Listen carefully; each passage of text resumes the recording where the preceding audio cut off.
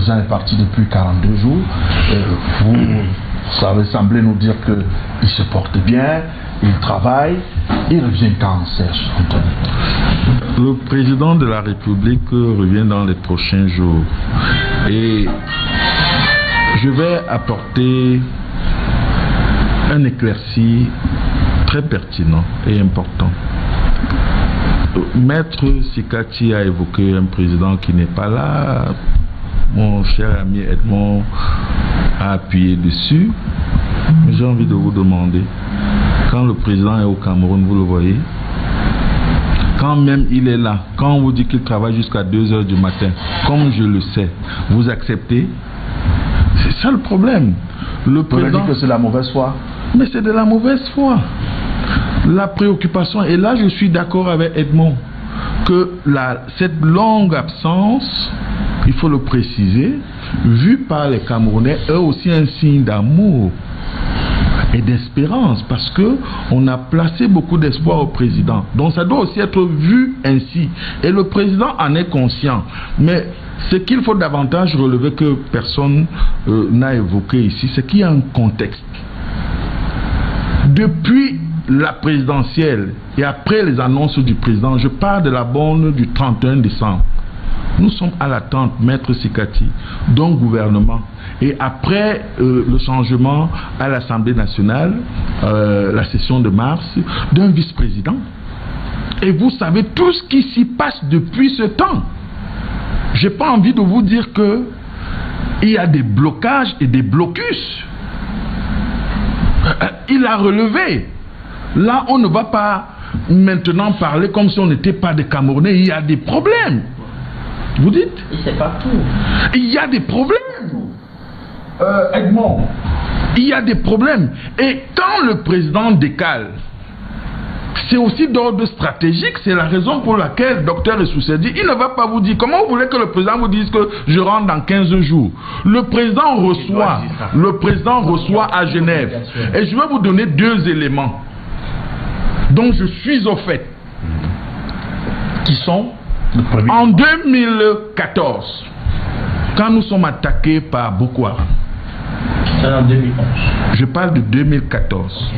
Quand Boko Haram attaque le Cameroun, le président fait un séjour à Genève. Il fait pratiquement 50 jours. On perd le président dans les radars. On se demande où est passé le président.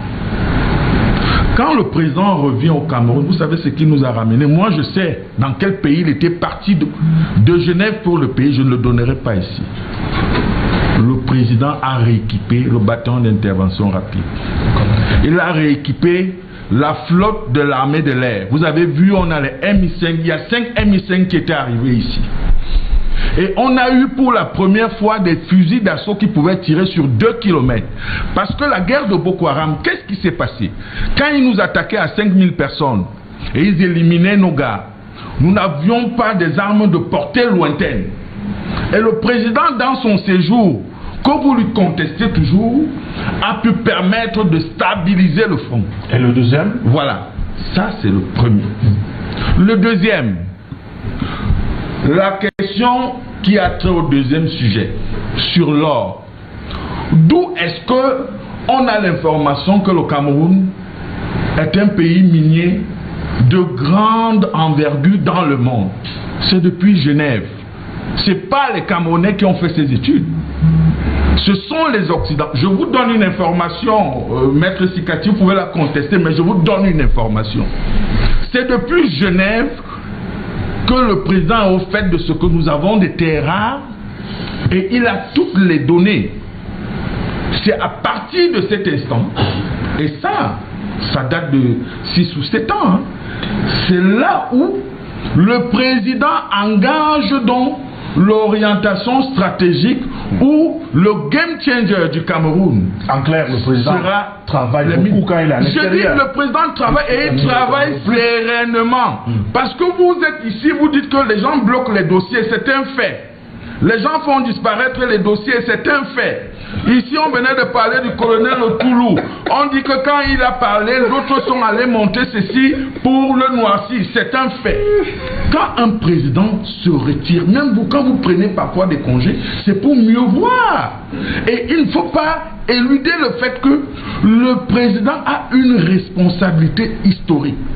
C'est de placer le Cameroun sur l'orbite du développement. Parce que si le président ne le fait pas, moi, je suis un fils du président. J'aime le président. Je soutiens le président. Mais si le président ne le fait pas, il aura raté toute l'œuvre qu'il aura, toute sa vie, œuvré à mettre sur pied pour le Cameroun. Et c'est ça le risque. Donc ça fait qu'aujourd'hui les Camerounais doivent apprendre à comprendre que le président de la République, qui est un stratège, un haut stratège, et il a battu des gens sur ce plan-là.